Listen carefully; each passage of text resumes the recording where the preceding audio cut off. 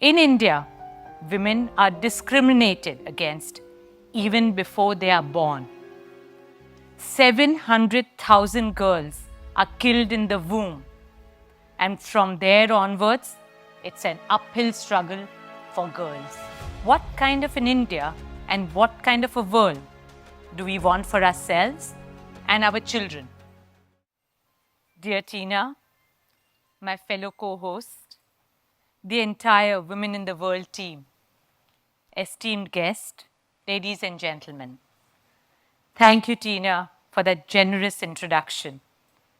You are a true icon of women's empowerment.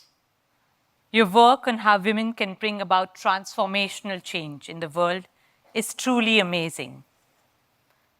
The Women in the World Summit surely stands out as a lighthouse for millions of women across the world.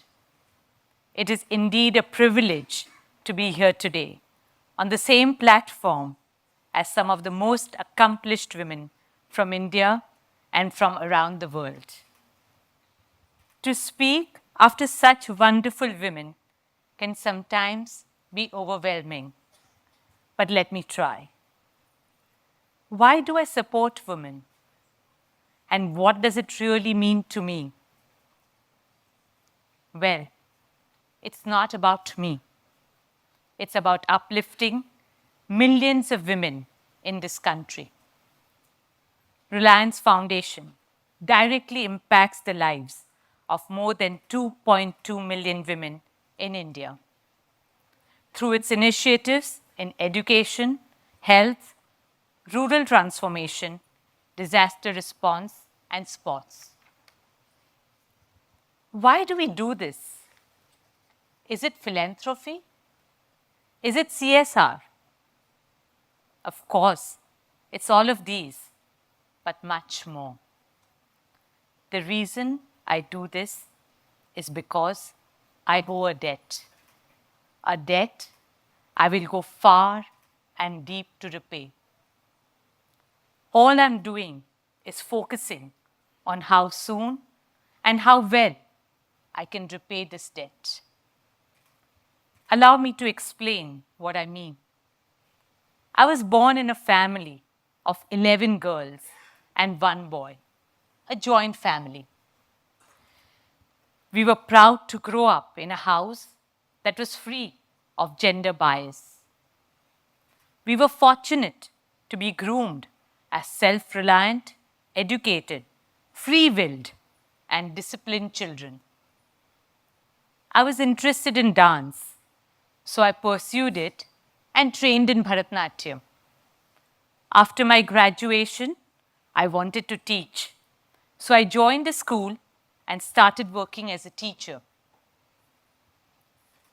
When I was getting married, the only precondition I had was that I would continue working even after marriage. In my story, I had access to education, healthcare, and the opportunity to work. Most importantly, I could make my own choices for myself because of an environment and outlook that encouraged and enabled me. Unfortunately, millions of women don't have access to basic things like healthcare, water, sanitation, and education. Then there are those who, despite having all these, have no access to employment. And above all, they don't have the power to make their own choices. In India, women are discriminated against even before they are born.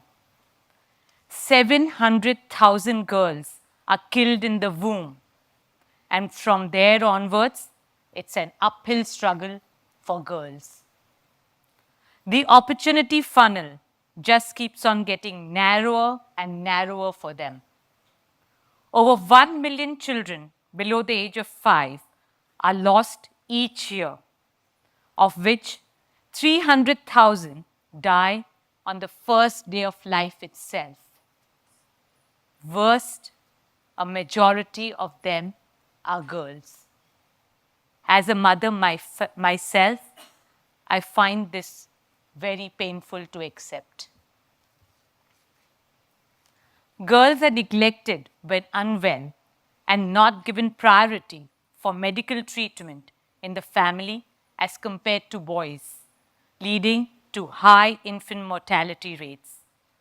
More than 50% of girls fail to enroll to schools.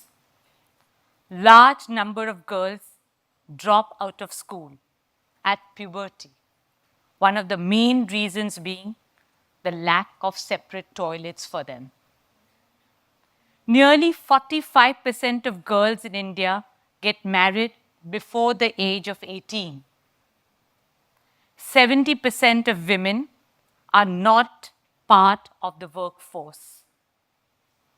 All these numbers paint a grim picture. We could have been one of these statistics. This could have been you, it could have been me. Yes, my story could easily have been just like theirs. But I got lucky. Let me explain how. First, I got lucky through a lottery called births. I was born into a family that gave equal opportunities to girls and boys. Then, I won a lottery called education because my family believed in the power of education, especially for girls. And then, I met Mukesh. Mukesh encouraged and supported me to pursue my passion, be it education, dance, or sports. Thus, I continued making my own decisions and my choices even after marriage.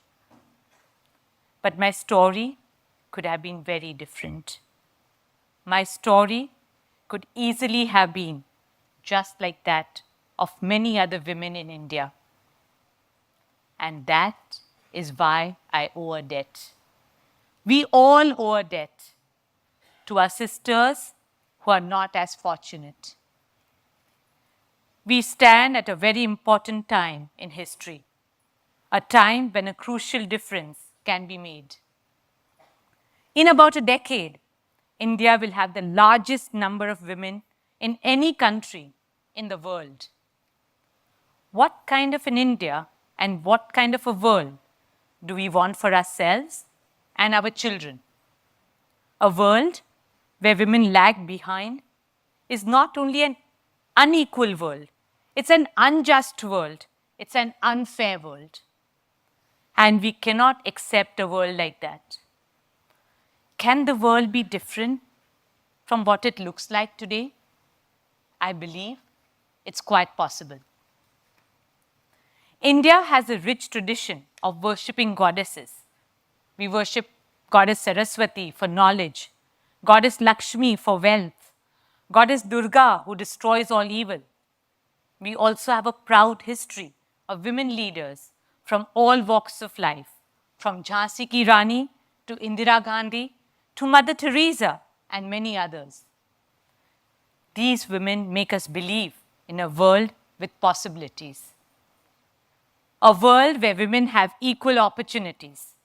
A world that is better not just for women, but for everyone. According to IMF, if the number of women who join the workforce in India were to increase to the level of men, India's GDP would grow by 27%. It is clear, empowered Indian women means a stronger and a better India. My work in India's poorest villages with women have shown me that we can change the story of Indian women. Take Wajhaben. Wajhaben is from Netrang, one of the poorest villages in Gujarat. On our first visit to that village, we were struck by the extreme misery. Farms lay barren. People and children were malnourished. Even a simple meal was beyond their means. Then I met Vajaben. Her father was bedridden, and she was a single mother of 3 young children. For them, life was a real struggle. Yet there was something different about her. In her eyes was a determination to fight her circumstances. Our foundation wanted to help, and our philosophy is to enable people to help themselves. So we helped and assisted Vajaben to set up a nutrition garden. Within 3 months, the garden was producing more than 200 kilograms of vegetables a month. She was now self-reliant, but she didn't stop there. Vajaben motivated other women from her village to set up similar gardens and helped them also to earn an income out of it. In a male-dominated community, she rallied other women around her to transform her own village. Soon Vajaben was elected as the president of the Village Farmers Association. Today, thanks to Vajaben, there are 44 nutrition gardens in Netrang. No child goes to bed hungry or is malnourished. Every child goes to an Anganwadi for their well-being and education.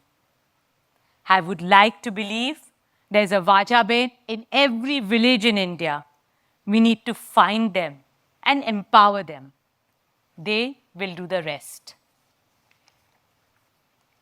Another example that comes to my mind is Prakash Kaur from Jalandhar. She comes from the state which has the highest rates of female infanticide in India. Unwanted girls are thrown into garbage dumps, abandoned on railway tracks or river banks. Prakash ji started picking up these girls and gave them a home and became their mother. Today, she runs a unique home where she's a mother to 70 abandoned girls. Prakash ji gave these little girls a new life where their own parents wished them death.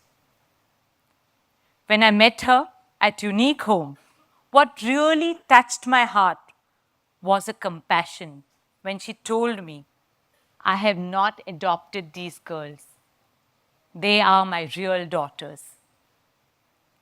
Some of these girls are well-educated teenagers today, and one of them is even studying to be a doctor. True to her name, Prakash is spreading light and hope. These stories tell us that women can make a huge difference. However, we need millions of such stories. To achieve this, we need the right mindset and the right tool set as a society and as a community.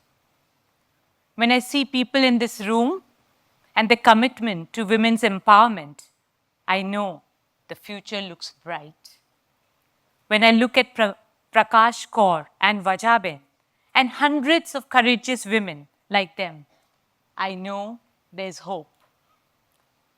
Ultimately, supporting women is all about repaying the debt I owe to my sisters. It's all about ensuring that Vajaben and Prakash Kaur are not exceptions, but they become the norm. Supporting women is neither CSR or philanthropy. It is our moral responsibility to support an idea of a better world, a world with equal opportunities, a world where women inspire the whole of humanity, a world where women can make their own choices, and a world where India is at the forefront of that change. Let us together achieve the dream of that beautiful